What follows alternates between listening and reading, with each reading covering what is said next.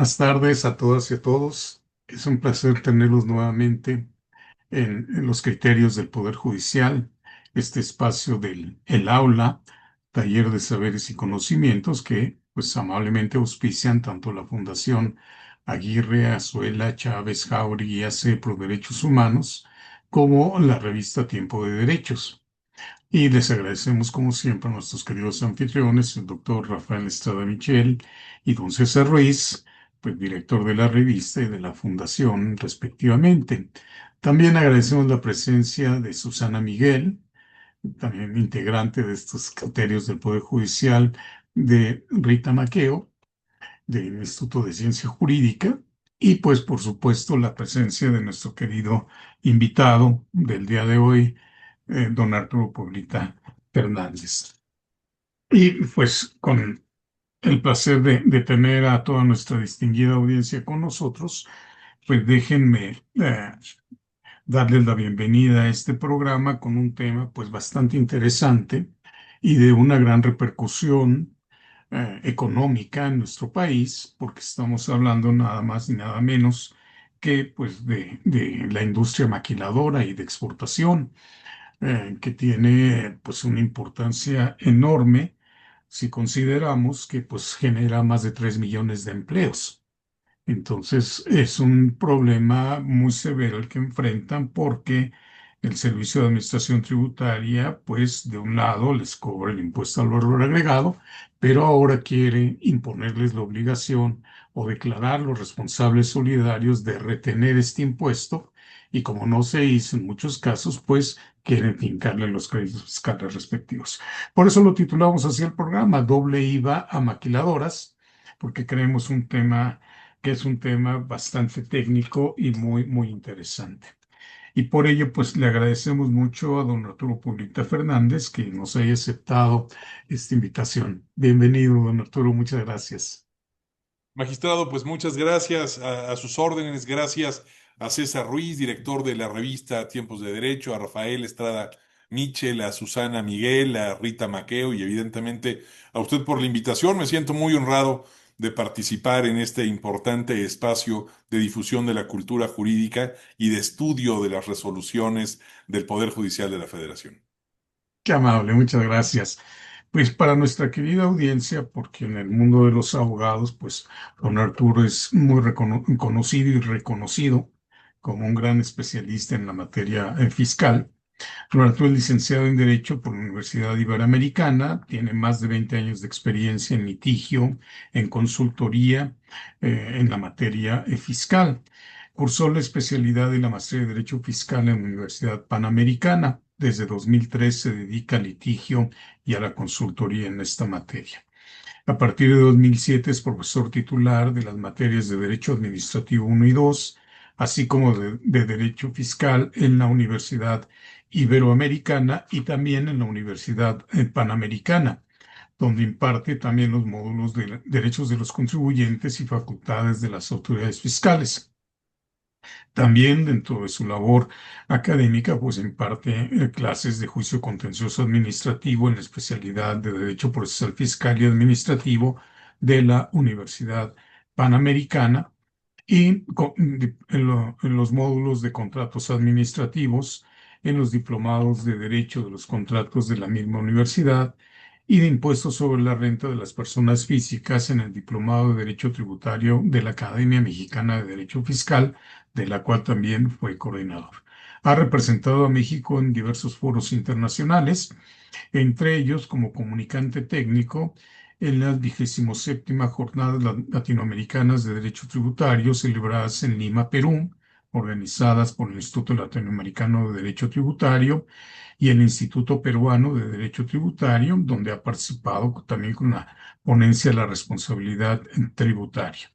Participó por la Academia Mexicana de Derecho Fiscal como relator nacional por México para las 29ª Jornadas de Derecho Tributario celebradas en Santa Cruz de la Sierra, en Bolivia, y en muchos otros foros internacionales. Es miembro de número del Ilustre y Nacional Colegio de Abogados de México, AC, y fue designado en 2015 como coordinador de la Comisión de Derecho Tributario cargo que ocupó hasta octubre de 2019. En esa misma institución fue designado vicepresidente para el periodo 2017-2021 y presidente de este importante colegio de abogados por el periodo 2021-2023. En la Academia Mexicana de Derecho Fiscal presidió la comisión de enlace de esa institución con la PRODECON y fue secretario general para el periodo 2013-2015. Vicepresidente también en esa institución y en el Instituto Latinoamericano de Derecho Tributario. Es autor de muchas obras muy reconocidas y artículos especializados en materia tributaria publicados por la Academia de Derecho Fiscal, la Asociación Venezolana de Derecho Tributario, el Instituto Uruguayo de Estudios Fiscales, el Instituto Peruano de Derecho Tributario, el Instituto Boliviano de Derecho Tributario y miembro de la Academia Nacional de Jurisprudencia y Legislación, en la cual se le asignó el número 5 de su sitial. Ha participado en obras colectivas muy importantes como la Revolución Industrial, la Fiscalidad de la Sociedad Digital y Tecnológica en España, medios de impugnación en materia fiscal, con el capítulo La queja ante la PRODECON, facultades de las autoridades fiscales con el tema de discrepancia fiscal, también editado por la Academia Mexicana de Derecho Fiscal, y muchas otras obras que sería muy largo enumerar. Pero bueno, todo esto puede dar a nuestra querida audiencia una clara idea del gran bagaje, de la gran experiencia que tiene don Arturo en estas materias. Y por ello, pues le invitamos como este gran especialista que es para hablar de este tema técnico y muy complejo, pero que también se puede esclarecer un gran especialista como él nos lo puede hacer pues mucho más digerible. Pues muchísimas gracias, don Arturo. Quisiera ver si nos pudieras poner en contexto del tema, tú que lo conoces también. Sí, por supuesto, con todo gusto. Bueno, pues es un tema que ha sido altamente mediático. Es un asunto que actualmente se encuentra en la Suprema Corte de Justicia de la Nación, que se había presentado a principios del año pasado para resolución en el mes de marzo de 2025, para resolución de la Suprema Corte, todavía con la composición anterior. Se terminó retirando el asunto a petición de una ministra. El asunto se aplazó, se pospuso y de nueva cuenta está llegando a la Suprema Corte y estará por resolverse en próximas fechas. Se trata de un asunto que tiene que ver con la industria maquiladora. ¿Qué es esto de la industria maquiladora? Bueno, para tratar de hacerlo muy digerible para el público, la industria maquiladora tiene que ver con un incentivo fiscal que se desarrolló, yo te podría decir, desde hace muchos años y que la regulación actual data del 2006, que el programa Maquila, que ahora se llama IMEX, programa IMEX, donde se incluye la manufactura y la maquila de servicios, de lo que estamos hablando es de una estrategia que se ha realizado en México como una forma de captación de inversiones, pero de captación de inversiones para la generación principalmente de mano de obra de calidad en el territorio nacional. Yo te podría decir, como tú lo mencionabas, hay más de 6.500 empresas maquiladoras que tienen al día de hoy su programa IMEX y estamos hablando de un tipo de industria que genera casi 4 millones de empleos directos en nuestro país. ¿De qué se trata este programa de Maquila? Simple y sencillamente lo voy a resumir grosso modo y para tratar de hacerlo muy sencillo y para ir adentrándonos un poco en el tema, pues se trata justamente de un programa a través del cual se pueden hacer importaciones en donde hay una vinculación de producción internacional y una vinculación de generación de cadenas productivas, producir ciertos productos a través de diferentes temas internacionales y en donde las empresas maquiladoras lo que van a hacer es que van a recibir ciertos bienes que van a ser transformados en otros bienes. Entran barras de metal, entran lingotes de latón y lo que se hacen es que entran en México, se funden, se convierten en otro tipo de herramientas que pueden incorporarse a otros productos dentro del territorio nacional, que pueden servir para ser parcialmente ensamblados o producidos en México. Incluso puede ser que diferentes empresas maquiladoras reciban ciertos productos y formen parte de una cadena productiva. Y la idea es que estos bienes se puedan retornar al extranjero. Principalmente estamos hablando de nuestros clientes y de nuestros socios comerciales en Estados Unidos, pero podemos maquilar con cualquier otro tipo de empresa y de cualquier otro país. Y lo que sucede es que se introducen en territorio nacional, se someten a una transformación y después son retornados. Esto tiene una serie de ventajas para efectos de IVA, en donde te dicen, oye, vamos a crear una ficción jurídica. El derecho está lleno de ficciones jurídicas. Para empezar, nosotros reconocemos como personas a entidades que no existen como son las empresas. Oye, nos juntamos dos personas, constituimos una empresa y para efectos fiscales, para efectos legales y para todo tipo, ahí tenemos una empresa y esa es una ficción legal. Bueno, también el tema de las maquiladoras va a funcionar con una ficción muy importante. Esa ficción es que cuando introducen estas mercancías extranjeras en territorio nacional para ser sometidas a un proceso de transformación, aunque físicamente estén en Monterrey, en Coahuila, en el Estado de México, en Yucatán, esas mercancías, jurídicamente hablando, no están en territorio nacional, se someten al proceso de transformación y después se regresan. Oye, entonces hubo una introducción de mercancías extranjeras. No, se hace una ficción jurídica en donde entró y salió la mercancía sin que jurídicamente hablando hubiera estado en territorio nacional. Y esto es muy importante porque esto derivó en la controversia que está actualmente en la Suprema Corte, que dicho sea de paso, viene a su vez de otra contradicción de criterios entre un tribunal colegiado en el estado de Yucatán y el Pleno Jurisdiccional del Norte Centro, con sede en la Ciudad de México, donde participan una gran cantidad de magistrados altamente especializados que llegaron a criterios contendientes y que eso fue lo que llevó a que el Servicio de Administración Tributaria denunciara la contradicción en la Suprema Corte. ¿En qué se basa esa contradicción? En que en ciertos casos hay ciertas operaciones en donde en lugar de regresarse las mercancías al extranjero, lo que se hace es que se utiliza una ficción también que se llama pedimento de exportación virtual B5, y lo que se hace es que pueden pasar de mano en mano dentro físicamente de territorio nacional, pero jurídicamente hablando fuera de este contexto, en el marco de este incentivo de las empresas maquiladoras, y que en ciertas ocasiones ciertos productos ya que son de procedencia extranjera, que ya fueron terminados en México, se terminan quedando en México, se paga el impuesto por la importación y lo que dicen las autoridades fiscales es que además se debe de pagar otro IVA, no solo por la importación, sino porque además el bien está en territorio nacional.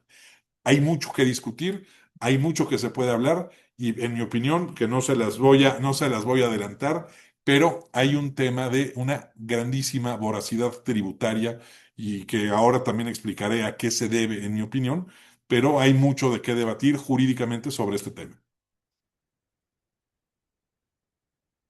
Sí, qué importante. Y mira, como tú lo planteas, quizá también para hacérselo más digerible a nuestra audiencia, pues, supongamos que una persona en el extranjero, por decir algo, en Estados Unidos, decide que tiene que manufacturar algunos productos, los manda a una empresa residente en México para que esa empresa los manufacture, los procese, los transforme y luego los devuelva a esa empresa para que esa empresa pues ya les dé el destino que quiera, venderlos, etcétera, en el extranjero, a México, como sea. Este programa les da esta facilidad de decir, oye, para facilitar la inspección, o sea, la fiscalización, que fue un programa creado para también fiscalizar correctamente y de mejor manera, ¿no? Para facilitar la fiscalización y evitar el desplazamiento de los productos, porque en un esquema, digamos, simple, sencillo, pues la empresa le manda, importa temporalmente la que está en México, manufactura los productos y los regresa y se acabó. Pero puede suceder también que esa empresa mande sus productos, la mexicana los importa temporalmente y se los pueden enviar a otra empresa con programa INMEX que los va a adquirir finalmente. Entonces ya no tenemos que regresar los productos otra vez hasta la frontera, hasta el extranjero, y luego que se vuelvan a enviar al que los va a adquirir de manera definitiva, ¿no?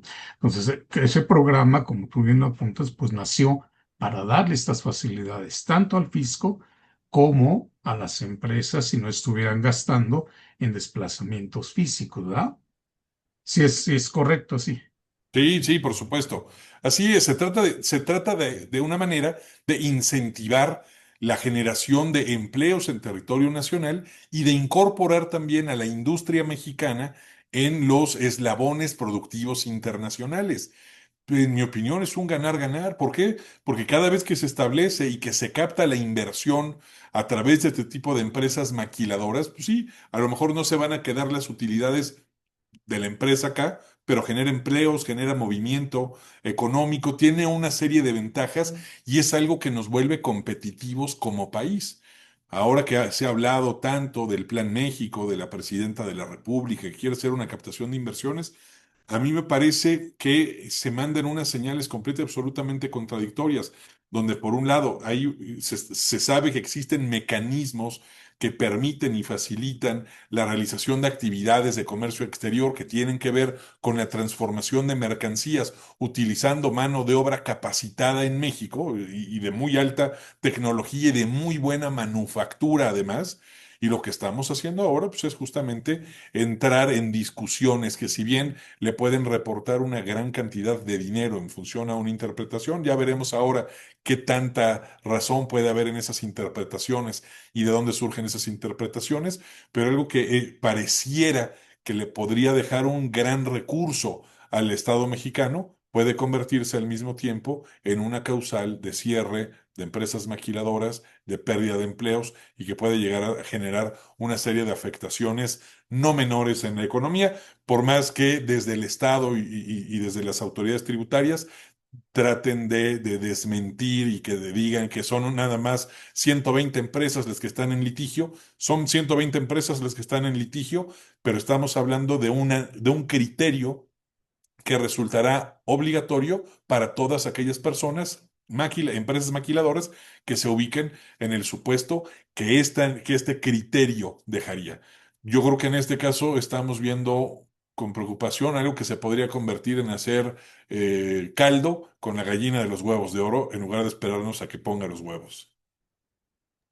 Sí, tienes toda la razón, es muy clara la comparación, pero eso fue una de las razones que los motivó a los ministros integrantes de la anterior corte, donde hay dos o tres que estuvieron antes también, Ujú. y dimensionaron que era un asunto de la mayor relevancia, hablaban de más de 13.500 millones de pesos en créditos fiscales y esa fue una de las razones por las que lo aplazaron o retiraron del asunto y se quedó ahí pues pendiente de esta decisión, ¿no?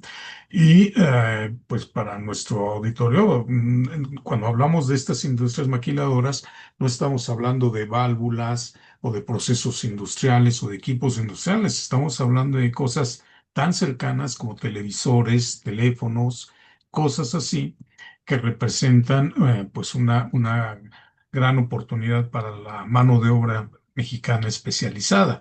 Y están tan cercanos, como bien lo apuntas, que las maquiladoras no nada más están en las fronteras, en la frontera norte, ¿no? Están hasta Yucatán, Veracruz, Puebla, la Ciudad de México, Querétaro, etcétera. Estado de Entonces, México. Estado de México. Entonces, es una gran relevancia esto que nos apunta, ¿no?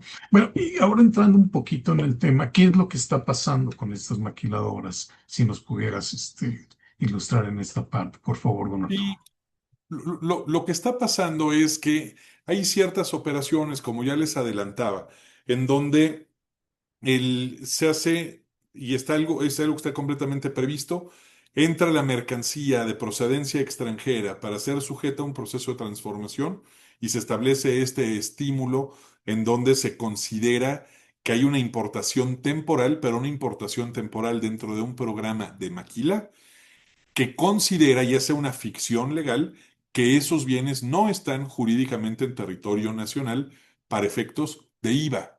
Ojo, vamos a ver más adelante que esto vuelve a cobrar mucha relevancia. Si nos dijeran, es que este beneficio nada más sirve para efectos aduaneros y administrativos, si ese fuera el criterio, al introducirse la mercancía, también se tendría que pagar el IVA. Ahí tenemos una contradicción muy importante de la argumentación que dio el tribunal colegiado en materia, en el estado de Yucatán, y es parte también de lo que ha retomado en el proyecto que está presentado por la ministra Yasmín Esquivel con el tema de cómo debe de interpretarse estos estímulos. Pero bueno, ¿qué es lo que está sucediendo ahora? Está perfectamente previsto, nunca ha habido problema, la mercancía entra desde territorio extranjero a territorio nacional, se sujeta a un proceso de transformación.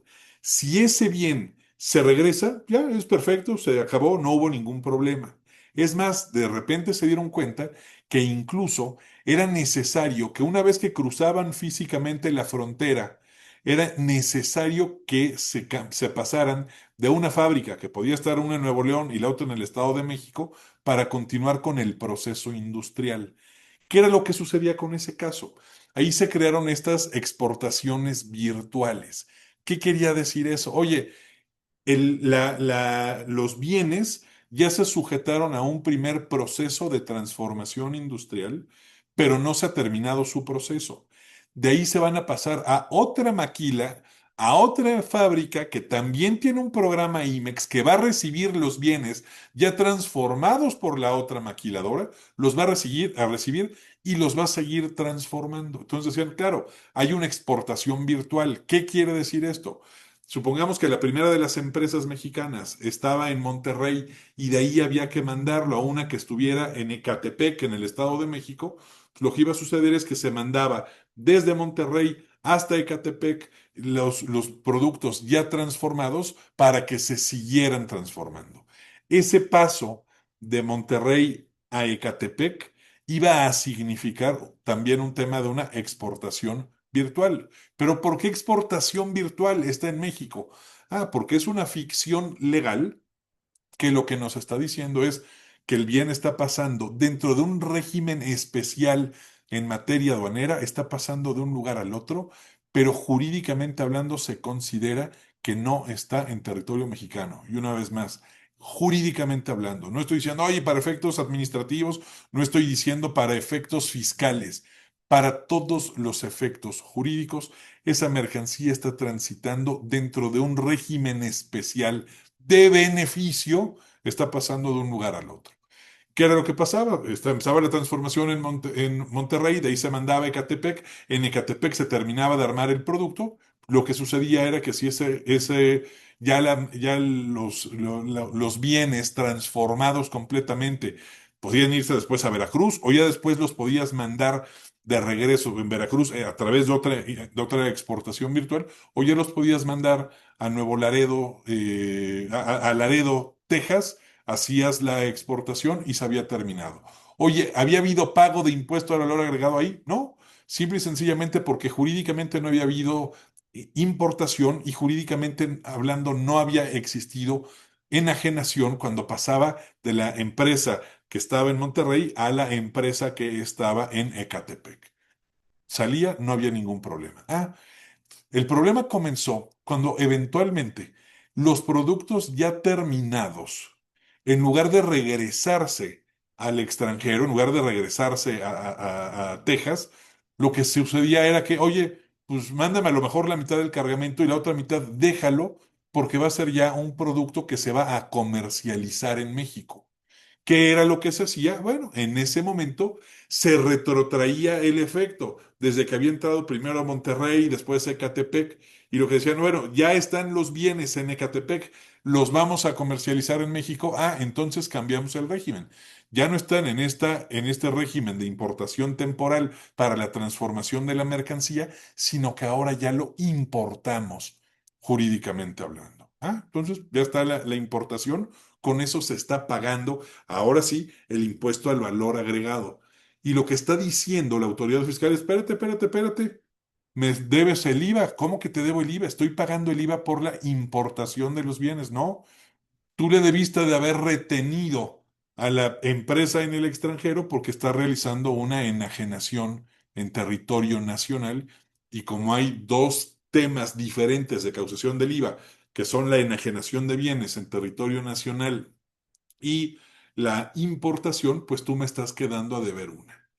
En mi opinión, y es parte de lo que propició este tipo de litigios, estamos viendo un claro caso de abuso de la autoridad. Oye, ¿y a qué se debe esto? Llevamos muchos años en donde llevamos una política fiscal equivocada. Es común ver todos los años que aparecen en las diferentes oficinas del Servicio de Administración Tributaria cuál es la meta recaudatoria total. 5.000 millones de pesos. Entonces vamos a lograr la recaudación. Oye, ¿y cómo lo vas a lograr? No se ha incrementado el Producto Interno Bruto, el crecimiento económico del país no ha llegado ni siquiera al 1% en el último año. Y sin embargo se ponen metas recaudatorias que se incrementan en 5, 8%. ¿De dónde lo vas a sacar? ¿Cómo lo vas a hacer? Bueno, lo que van a hacer es que van a repartir esos 5.000 millones de pesos que se van, o 5 billones de pesos, hablando de correcto español, 5 billones de pesos. ¿De dónde los vas a sacar? Millones de millones de pesos. ¿De dónde los vas a sacar? Pues vamos a ver de dónde vamos a sacar. Y entonces aquí vienen estas ocurrencias en donde a un área le asignan el tema de a ti te va a corresponder de esos 5 billones de pesos, te va a corresponder una recaudación X y entonces tienen que echar a andar este tipo de estrategias de recaudación. Pero que son estrategias de recaudación que, en mi opinión, se trata de poner, o terminan poniendo en riesgo la viabilidad de la industria maquiladora en México. ¿Por qué? Porque también tenemos que entender algo.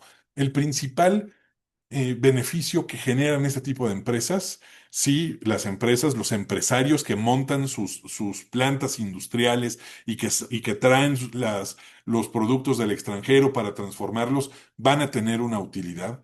Y esa utilidad comúnmente es un trabajo que se está compitiendo para que esas inversiones, para que ese trabajo de maquila no se vaya a China, no se vaya a Vietnam, no se vaya a Tailandia, no se vaya a Brasil, no se vaya a Centroamérica. Tenemos competidores en todos lados y entonces los empresarios que están transformando la mercancía, que están produciendo y que necesitan de maquiladores, pues empiezan el concurso de belleza y ven cuál de todas las mises les resulta más atractivo para ver en dónde van a hacer la inversión. ¿Y qué genera eso? Comúnmente este tipo de empresas mexicanas maquiladoras trabajan con una utilidad que está casi siempre en un dígito, es de menos del 10%. Si a una empresa maquiladora le dices, oye, te vamos a cargar el IVA, que ya lo sabían, ya era parte de la operación, pero te dicen, y te vamos a cobrar no nada más el de la importación, sino que te vamos a cobrar también el que le debiste de haber retenido al residente en el extranjero sin establecimiento permanente que te contrató para hacer la maquila, lo que va a terminar sucediendo es que no nada más vamos a tener empresas que van a ver desaparecida su utilidad, sino que el IVA va a terminarles costando no nada más la utilidad, sino capital de trabajo, y eso invariablemente va a redundar en quiebras. El beneficio mayor que recibe México en este tipo de industrias es la generación de empleos, es una fuente de empleos de calidad en el seguro social, que pagan impuestos, que están completa y absolutamente regulares en un país en donde tenemos un problema de informalidad brutal. Lo que estamos haciendo es generando un problema de pretender cobrar un doble IVA con base en una interpretación que ya si quieres iremos avanzando hacia el siguiente punto y ya lo vamos entrando en el tema meramente jurídico. Sí, me parece muy bien. Y nada más, ahora sí, tratando de resumir lo que tú no, le estás explicando a nuestro público. Es decir, por esta operación, digamos, el residente en el extranjero le envía mercancía a la maquiladora mexicana que está en territorio nacional. Esta realiza una importación temporal para efectos de retorno de esa mercancía de procesamiento bajo este programa IMEX que nació con ese motivo, ¿no? Desde los anteriores programas Maquila y luego un programa PITEX que ya después evoluciona en 2006, como lo apuntaste, a este programa IMEX. Y entonces se les dice, bueno, te doy el beneficio de que para que no desplaces mercancías, lo entendamos que hay un retorno virtual al extranjero de esa mercancía, aunque esté en el país físicamente. Ha sido un retorno virtual y con ese retorno virtual ya se puede realizar la importación por otra persona que desea adquirir esos productos, por el mayorista que compre los televisores, los refrigeradores, los calentadores, etcétera, los teléfonos, en fin, toda esta serie de mercancía, ¿no? Bueno, muy bien. Y entonces ahora pasemos a la parte ya más técnica, ¿no? Que nos expliques por qué es incorrecta esta consideración o por qué es incorrecto que consideren a las maquiladoras como responsables solidarias de retener ese supuesto IVA, ¿no? Sí, por supuesto. Y aquí voy con un tema que trataré de ser muy claro porque efectivamente es un tema que puede ser rebuscado y nos podemos terminar perdiendo si no se explica bien. La ley del IVA, la ley del impuesto al valor agregado, es una ley, en mi opinión, muy clara, muy directa, que son en unos cuantos artículos, regulan una fuente de financiamiento del Estado mexicano que es muy importante. Una de las grandes ventajas que tiene la ley del IVA es que desde su artículo primero nos va a dar una radiografía completa de lo que es el impuesto. Nos va a decir que están obligados al pago del impuesto al valor agregado las personas físicas y morales que en territorio nacional realicen las siguientes actividades. Y esto es muy importante. El territorio nacional.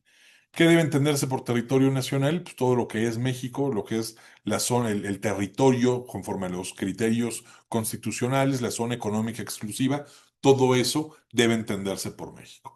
Y eso es muy importante porque el elemento vinculante para efectos del pago del IVA es la realización de actividades en territorio nacional. Y hay cuatro actividades que si se realizan en territorio nacional se paga el IVA. La enajenación de bienes, la venta de productos, de productos, la prestación de servicios independientes, el otorgamiento del uso o goce temporal de bienes, es decir, el arrendamiento, la renta comúnmente de inmuebles, y el cuarto es la importación. ¿Qué es lo que va a suceder en este caso? La importación es un supuesto atípico porque es la única, es el único en donde se va a romper una regla muy importante. En el IVA tenemos un tema que es la traslación. Si yo voy con mi hijo a la tiendita y vamos y nos compramos, pues no voy a decir un chocolate porque nos van a querer cobrar también después el IEPS por el contenido calórico, pero digamos que vamos a la tiendita y nos terminamos comprando, pues no sé, algo que no tenga algo que no tenga IEPS o que no tenga, sí, pero es que ahora todo es de contenido calórico. Vamos y nos compramos una sopa instantánea. Cuando vamos y compramos nosotros esa sopa instantánea o vamos y compramos unos, bueno, cigarros, alguna otra cosa, vamos y compramos un bien, nos terminan cobrando el IVA en esa operación. Oye, pero ¿quién está realizando la operación? ¿Es la tiendita o es mi hijo que está yendo a la tiendita y que está comprando cualquier cosa ahí en la tiendita? La operación la está haciendo, grabada para efectos del IVA, le está realizando la tiendita porque es quien está enajenando. Sin embargo, la persona que va y compra le terminan trasladando, es el término jurídico, le terminan transmitiendo la obligación de pago del impuesto. Quien lo va a pagar al fisco es el dueño de la tiendita, pero quien le va a dar el dinero para que se lo vaya a dar el dueño de la tiendita al fisco es en este caso mi hijo. Bueno, ¿qué es lo que va a suceder en ese caso? Pues ahí quien realizó el acto grabado es quien enajena el bien, quien presta el servicio o quien otorga en arrendamiento el bien. En el caso de la importación tenemos un caso particular. Aquí no hay una traslación, sino que aquí sí, la persona que realiza la importación, como está adquiriendo los bienes o servicios de un tercero residente en el extranjero, pues no le van a trasladar el pago del impuesto a él, sino que hace la importación y es el importador quien tiene que pagar el impuesto al valor agregado.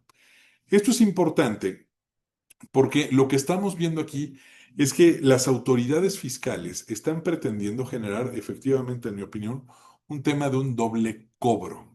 Oye, es que están abusando los contribuyentes porque están aprovechándose de un incentivo para realizar ventas en territorio nacional de productos que debieron de haber pagado el IVA. ¿Ok? ¿Qué es lo que está sucediendo en este caso? Si nosotros ya habíamos dicho este tema de la ficción jurídica, que se puede introducir mercancías al territorio nacional bajo este programa de maquila, en donde no se tiene que pagar el impuesto al valor agregado. ¿Por qué?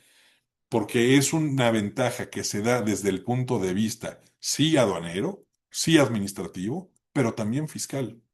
Lo que está haciendo es que está introduciéndose una mercancía a territorio nacional y como está sujeto a este estímulo para las empresas que gozan de un programa IMEX y de una certificación además para efectos de IVA y de IEPS, lo que vamos a tener aquí es que entra físicamente la mercancía, pero jurídicamente hablando es como si no estuviera aquí. La autoridad lo que está diciendo es, oye, si después de esta operación los bienes se quedan en México para comercializarlos, me tienes que pagar dos veces. Una por la importación y otra por la enajenación que realizó el extranjero en territorio nacional. ¿Se acuerdan de ese tema del concepto vinculante del territorio nacional? Porque me está haciendo la venta en territorio nacional. ¿Me pagas por la venta? Me pagas por la importación. Oye, efectivamente hay un tema de doble cobro. Lo han dicho las organizaciones especializadas, las organizaciones que aglutinan a las maquiladoras, lo ha dicho la Coparmex, lo han dicho organizaciones empresariales, en donde han mencionado y han reiterado, oye, efectivamente hay un tema de doble cobro. Es más, el Pleno jurisdiccional integrado por magistrados del Poder Judicial de la Federación resolvieron que efectivamente en el 2023, que efectivamente existe un tema de doble cobro de IVA que no se debe de realizar. Y lo que nosotros hemos visto y lo que se ha mencionado en las sesiones de la Corte que ha llevado al aplazamiento de este asunto son cuestiones económicas. Es que se tiene que analizar el impacto económico que no da, que darle la razón a los contribuyentes y no darle la razón al fisco, la pérdida económica que puede generarle al Servicio de Administración Tributaria y por lo tanto a todos los mexicanos. En mi opinión, cualquier juzgador que se atreva públicamente a hacer un comentario de ese tipo debiera ser recusado o se debiera de excusar en el entendimiento. Debemos de tener y de dejar muy claro, en materia tributaria, lo que tienen que hacer los juzgadores no es preocuparse por el tema de las finanzas públicas, sino por la constitucionalidad de los actos que se someten a su consideración. ¿Por qué? Porque si se ve todo desde una perspectiva meramente económica, y además es muy curioso, siempre las autoridades hacen la medición y eso se lo transmiten a los juzgadores y los juzgadores que se atreven a andar haciendo opiniones públicas de esto, siempre lo terminan traduciendo. ¿Cuántos, con esos miles de millones de pesos que va a dejar de recibir el Estado por unos cuantos abusivos? Siempre lo traducen en presupuestos educativos, siempre lo terminan traduciendo en cuántos hospitales se podrían construir, en cuántas vacunas, en cuántas aulas se podrían dar. Y nunca lo convierten en camionetas machuchonas, nunca lo terminan convirtiendo en retratos, en litografías, en pinturas que van a ser de los juzgadores. Nunca dicen cuántas pinturas se podrían comprar con eso. Pero lo que voy es muy importante y muy relevante el decir, oye, tenemos que entender que lo importante en este tipo de asuntos para un juez constitucional es el respeto al marco jurídico. Oye, si lo que está sucediendo es que el fisco va a dejar de percibir mucho dinero, pero lo está recibiendo con un acto que jurídicamente es cuestionable, pues no tenían derecho a ello y no tiene por qué cobrarlo el Estado. Y no tienen por qué transmitir esa obligación a los juzgadores de estarlo analizando desde una perspectiva económica. Y aquí entra un tema muy importante. La versión pública de la que se va a someter a propuesta en resolución de la Corte, realizada en ponencia de la ministra Yasmín Esquivel, termina señalando que a su criterio lo que tiene que entenderse es que efectivamente debe haber un doble cobro. ¿Por qué? porque si bien se termina, cuando termina el programa de Maquila, se hace la importación temporal, perdón, se hace la importación definitiva y se paga el IVA en ese momento, había entrado por Monterrey, pasó a Ecatepec y ya después se lo vendieron a alguien en la Ciudad de México. Lo que termina sucediendo es que en ese momento cambia el régimen de esta importación temporal para la transformación dentro de un programa IMEX y se convierte en una importación definitiva y se paga el IVA. Ese bien ya habrá pagado el impuesto al valor agregado para estar aquí. Lo que están diciendo las autoridades es no, además, como esa venta se hizo en territorio nacional, me tienes que pagar el IVA vía retención que le debiste de haber hecho al extranjero. ¿Qué tenemos aquí? Estamos desconociendo la naturaleza misma del IVA. El IVA surgió como un impuesto que sustituyó a muchos otros impuestos que habían antes, pero entre otros al impuesto a las ventas, sobre las ventas mercantiles, que lo que generaba era un efecto inflacionario porque cada vez que se iba transmitiendo de mano en mano un bien, lo que se terminaba generando era un cobro en cadena y que iba encareciendo y generando un efecto inflacionario en el cobro en las cadenas de suministro de los bienes. Aquí lo que tenemos es, ya había entrado físicamente, pero jurídicamente se importó, en ese momento se pagó el IVA. ¿Por qué me tienen que decir que además hay un tema de enajenación? Y hay un tema donde termina siendo muy evidente un tema de justificación sin fundamento para ello, que es decir, lo que pasa es que ese beneficio de la importación y de la exportación virtual es un beneficio exclusivo para fines aduaneros y administrativos, y no para efectos fiscales. Eso no tiene ninguna lógica. No hay ninguna disposición jurídica, ni en la ley aduanera, ni en el Código Fiscal, ni en la resolución en las reglas de comercio exterior. No hay una sola disposición que nos diga que esto es exclusivamente para efectos aduanales.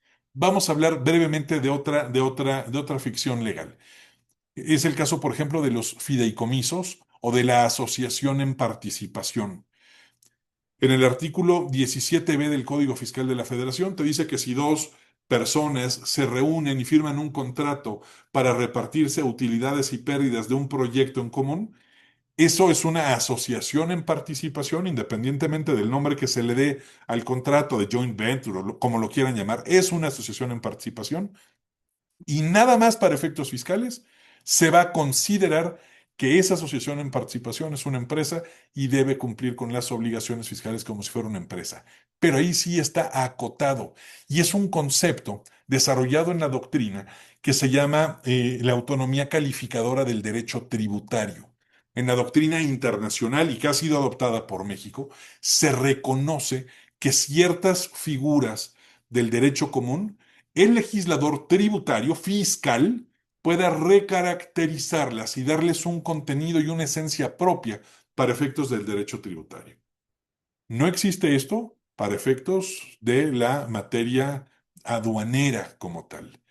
Lo que estamos viendo aquí, este tema del cobro del IVA y este tema de decir que jurídicamente hablando no está en territorio nacional, tiene una implicación aduanera, pero tributaria, que no se pueden separar de ninguna manera.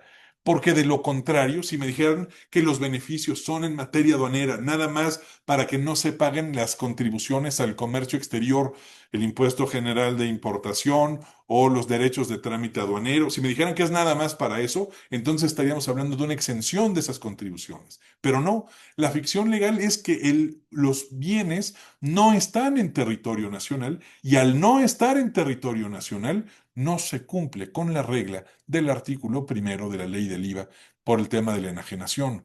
De lo contrario, cuando se pasaran en este caso que les decía, que pasa de Monterrey a Ecatepec, bajo este mismo criterio, y no le quiero dar ideas a las autoridades fiscales, porque lo estarían haciendo mal, una vez más, si eso fuera cierto, que esos nada más tienen efectos para efectos aduaneros y administrativos, eso implicaría que también estas operaciones en donde se pasa de una empresa maquiladora a otra empresa maquiladora, también tendrían que pagar el IVA por la enajenación, porque estaríamos hablando de un concepto de IVA y su territorialidad. A lo que voy es, no existe una justificación jurídica, no existe un fundamento jurídico válido. No se ve en el proyecto elaborado por la ministra Yasmín Esquivel, no hay una sola disposición que prevea y que pueda permitir justificar, legalmente hablando, que se tiene que dar el doble pago porque se da este beneficio nada más para efectos aduaneros y no para efectos fiscales. Fíjate que con qué claridad lo dices, porque tienes razón, la otra ficción que se crea por el Servicio de Administración Tributaria, en este caso es considerar un contrato, que es el fideicomiso, considerarlo como persona.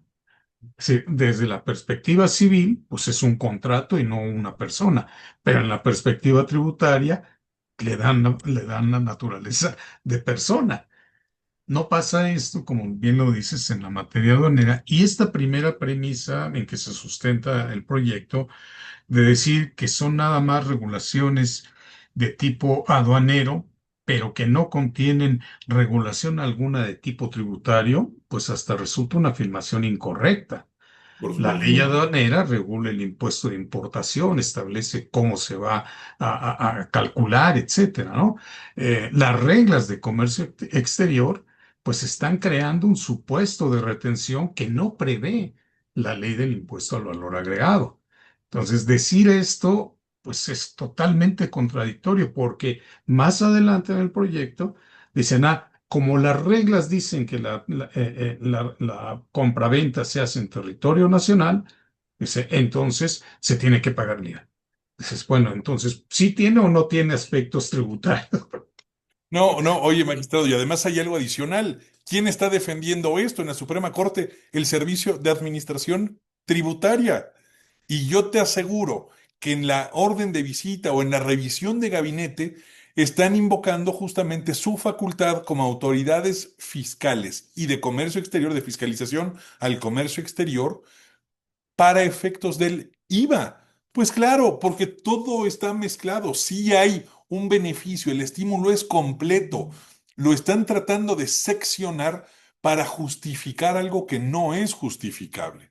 Están tratando de justificar algo que le puede llegar a dejar miles de millones de pesos hoy a la hacienda pública, pero que va a generar un nuevo precedente en la ya minadísima y súper debilitada seguridad jurídica que tenemos en México, en donde va a ser una vez más un clavo al ataúd, en donde va a generar que empresas que abiertamente lo han dicho, como es el caso de Samsung, que es una de las empresas que está diciendo aquí, que dicen, a nosotros nos cobran, cerramos nuestra operación en México para siempre y no nos vuelven a ver.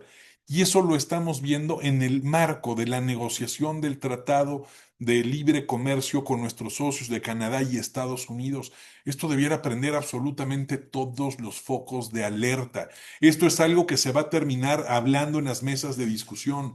Esto es algo que demuestra que como parte del resultado de la reforma judicial que vivimos, del cambio de jueces, magistrados y ministros que hemos sentido en el país, cuando te dicen sotoboche, dicen, oye, no se preocupen, porque para eso están los medios alternativos de solución de controversias.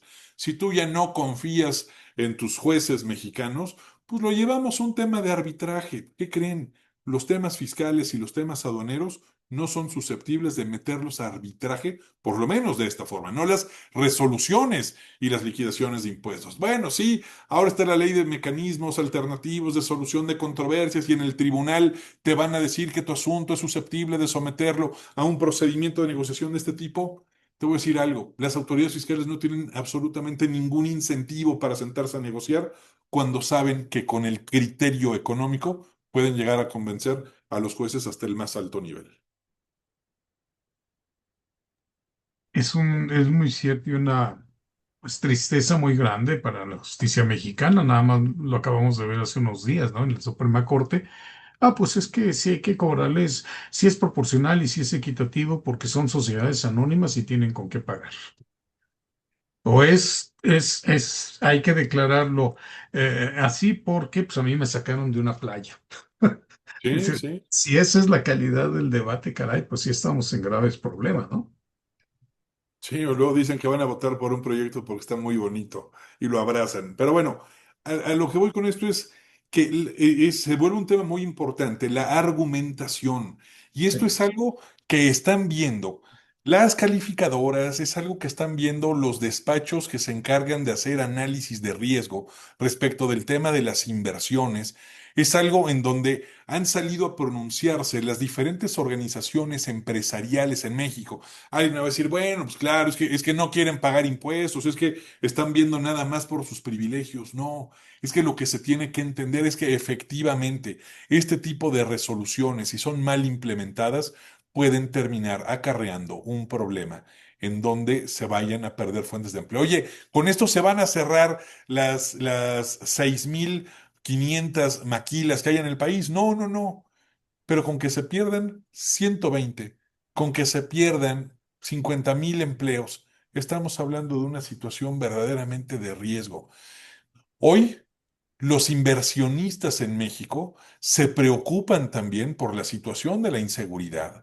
Ujú. Las imágenes de ver ciudades humeando en todo el país le dieron la vuelta al mundo. Es algo que manda una señal a la inversión de que México no es un país seguro, porque además de pagar los seguros de tus mercancías y de tener que contratar seguridad privada que siga a los envíos de la mercancía y que tengas que invertir grandes cantidades de dinero en la seguridad industrial de la planta para efectos de que no se vayan a meter a robarte a tu planta industrial y que no te vayan a robar los equipos y lo que tú estás generando ahí.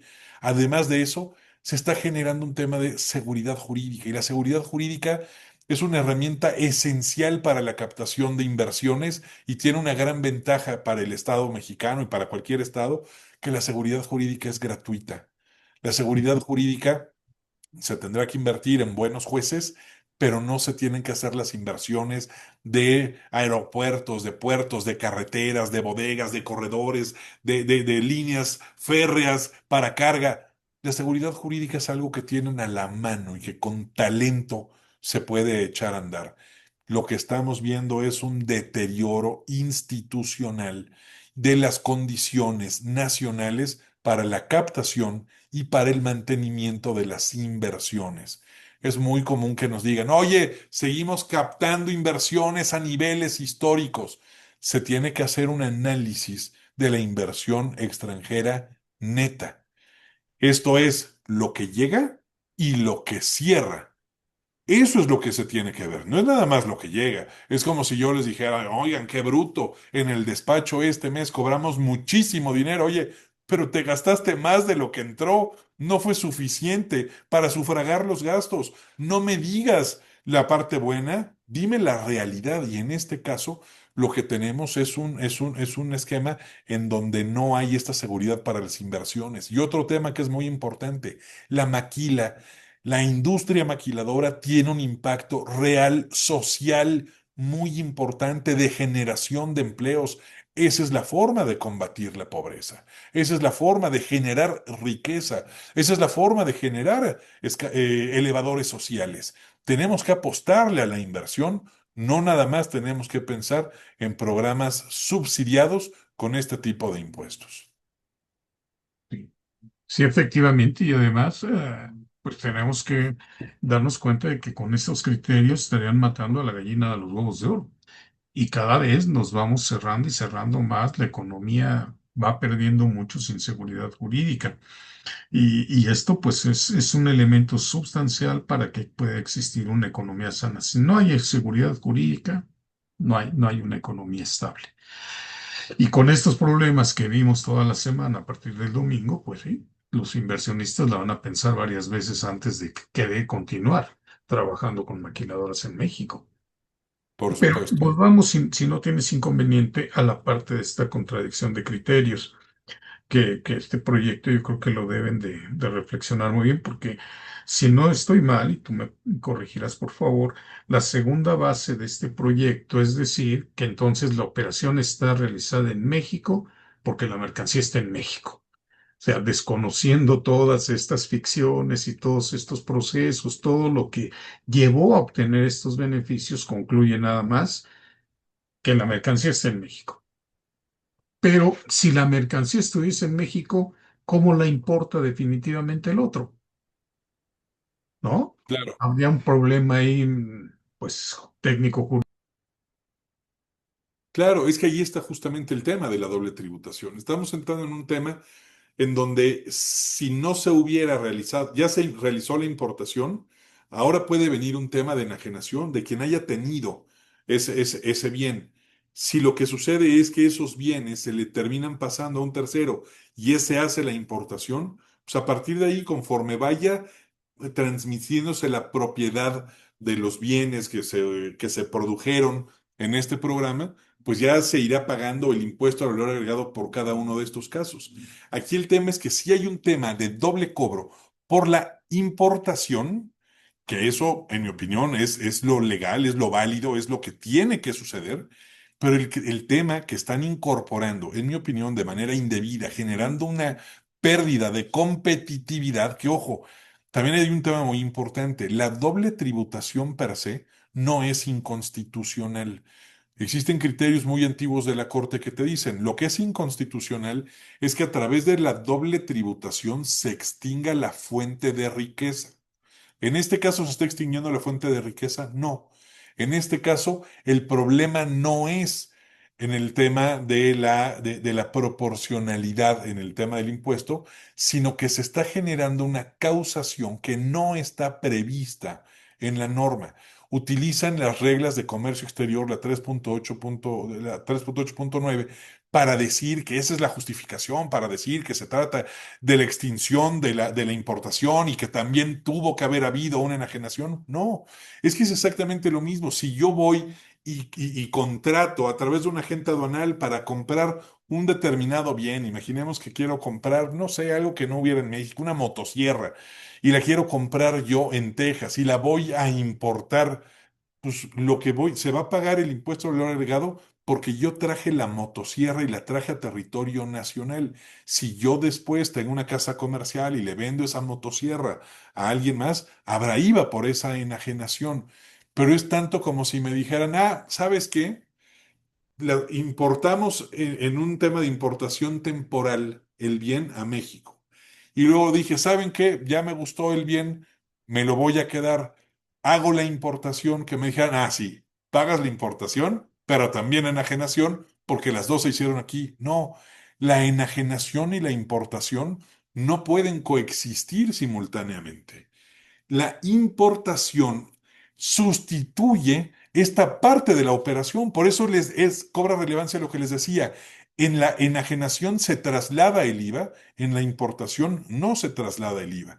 Lo que está sucediendo es que la importación es un tipo de enajenación, pero que no está permitiendo la traslación jurídica del impuesto al valor agregado. Esa sería la diferencia y es ahí en donde resulta tremenda y absolutamente equivocada la propuesta de resolución que se le va a proponer al Pleno de la Suprema Corte. Sí, y porque pues evidentemente en esta no hay base para esta retención del impuesto si del otro lado no tienes un contribuyente. El residente en el extranjero sin establecimiento permanente en México pues no es un contribuyente. Y luego, ¿cómo vas a estimar que la operación se realizó en territorio nacional? No se puede si no hay ese retorno virtual para que el otro pueda hacer la importación definitiva. Claro, Entonces tendríamos una mercancía ilegal en el país y la enajenación de una mercancía ilegal. Pues eso es absurdo. Es algo que correcto. destacó el Pleno Regional y dijo, Sí, bueno, las reglas son contradictorias con la propia ley del IVA. Y aquí hay un tema interesante, fíjate, porque hay asuntos en la Corte en donde se está planteando la inconstitucionalidad de esas reglas, precisamente porque establecen un supuesto de retención que no contempla la ley del IVA. Y correcto. entonces ahí yo creo que, creo que tú coincidirías conmigo en que se tendrían que resolver primero esos asuntos que la propia contradicción, porque en la contradicción, hasta donde entiendo, no se planteó un tema de constitucionalidad, porque no lo hubieran resuelto el colegiado, lo hubiera enviado a la Corte. Sí, y además hay un tema adicional.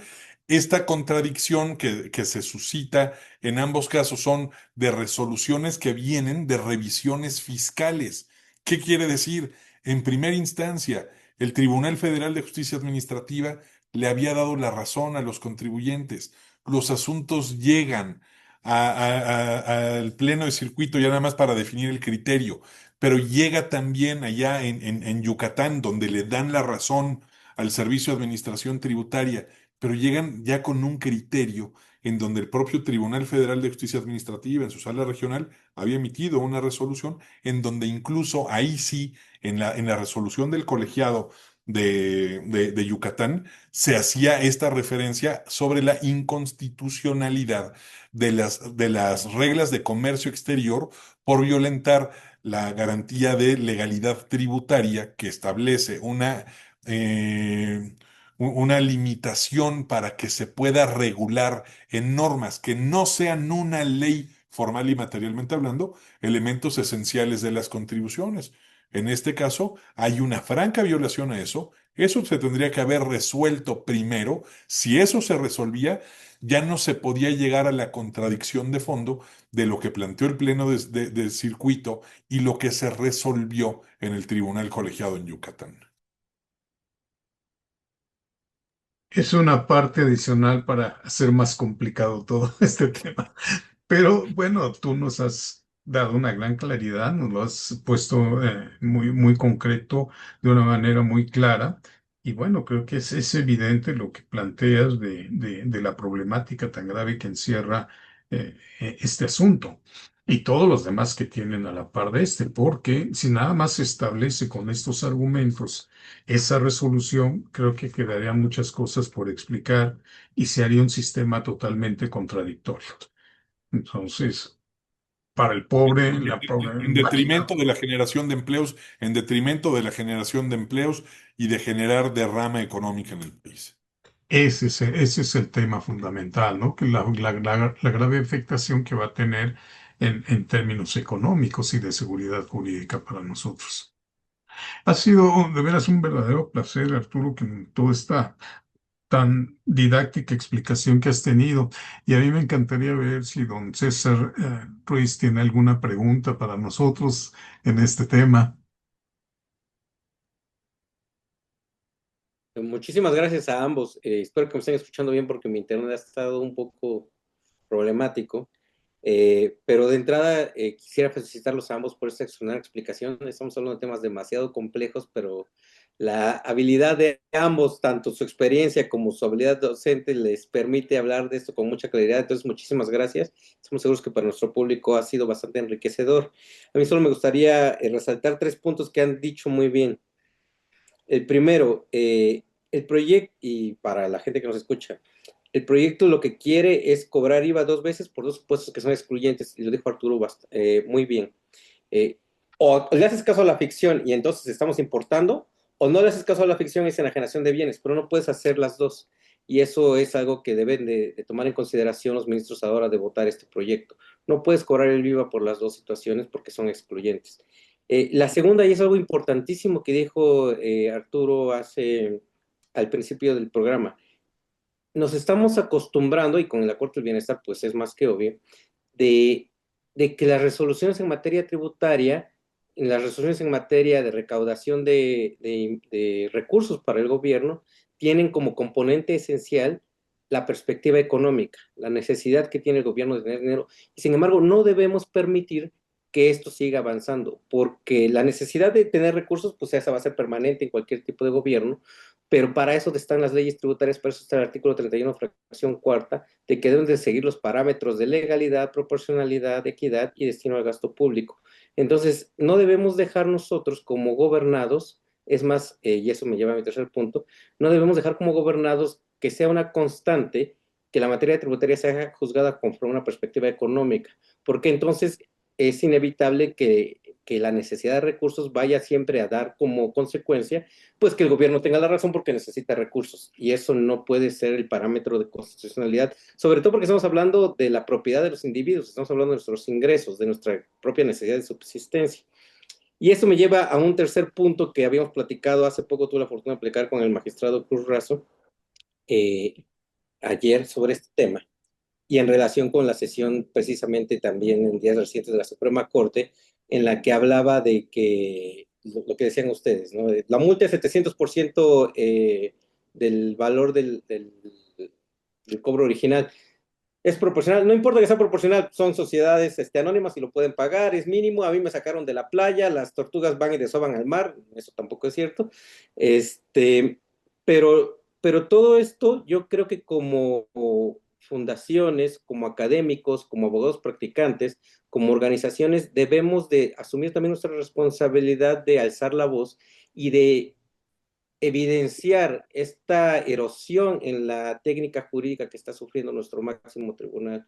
Yo creo que si nosotros no levantamos la voz, va a ser cada vez más fácil que este tipo de justificaciones, que este tipo de razonamientos y este tipo de motivaciones sean más comunes. Yo creo que por lo menos debemos de organizarnos como juristas para hacer evidente la falta de coherencia, de congruencia, de lógica en este tipo de argumentos, pues para que por lo menos se ruboricen cada vez más al momento de hacerlo.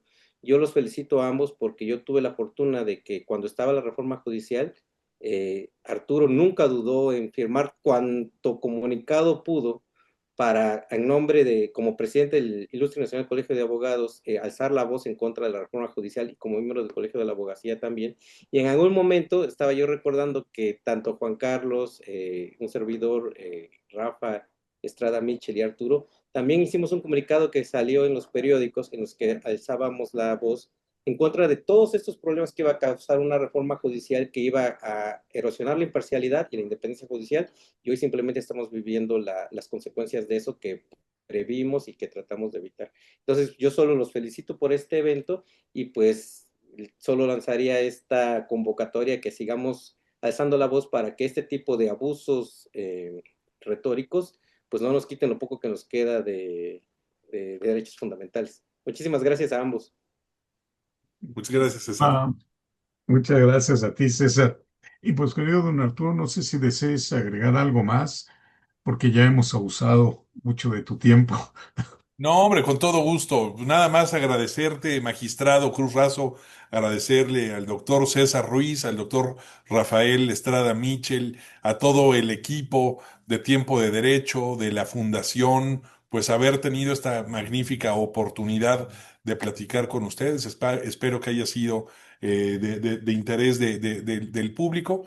Y bueno, pues con todas las ganas de seguir colaborando en el futuro con ustedes, de seguir trabajando y vamos dándole para adelante. Hay mucho que hacer, hay mucho que decir. Lo peor que podemos hacer como juristas es conformarnos con un tema y un esquema de constitución secuestrada. Lo peor que podemos hacer es convertirnos en colaboracionistas de un régimen que busca terminar con los derechos fundamentales. Las grandes personalidades del derecho alemán se crearon a través de haberse decidido a enfrentar los abusos del poder político. Es para muchos muy tentador el decir, pues vamos a dejar que las cosas pasen, tenemos que buscar el beneficio económico, el poder llevar pan a nuestras familias, pero yo creo que no podemos hacer a un lado y callar la voz en todos aquellos casos de abusos que se estén presentando. Los abogados, los juristas, la abogacía en general, no debemos de coadyuvar en aquellos casos en donde se esté pasando por encima de los principios constitucionales y de los derechos fundamentales. Y tienes toda la razón, y como lo dijo muy bien César también, los corridos de la reforma judicial tenemos una gran deuda contigo y con todos los integrantes del INCAM por esta defensa que hicieron tan cierta, pues de la independencia judicial y de la separación de poderes. Nuestro reconocimiento y aprecio por ello, mi querido don No, Arturo. no, al contrario, lo hicimos de veras de convicción, de corazón.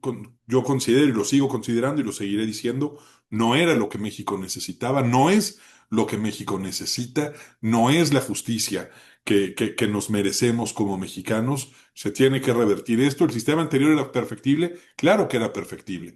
A mí me Claro. parecía increíble y siempre fui también muy crítico en decir que tenía que pasar exámenes una persona para convertirse en meritorio o para pasar de meritorio a actuario, y no habían exámenes para poderse convertir en ministro de la Corte. El resto del escalafón funcionaba bien.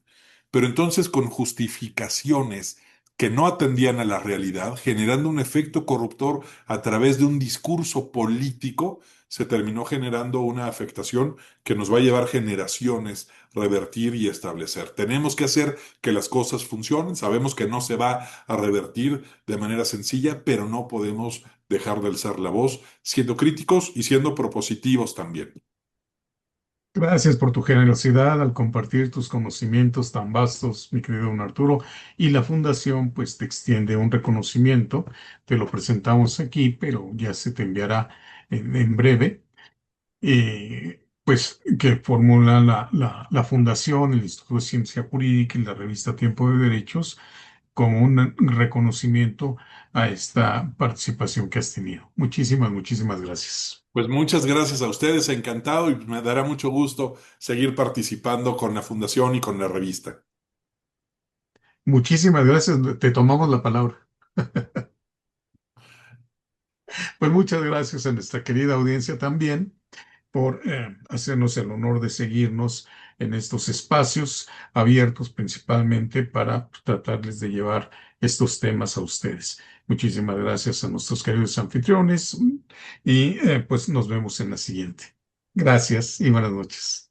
Muchas gracias, buenas noches. Buenas Sí, noches. muchísimas gracias. Buenas noches. Buenas noches.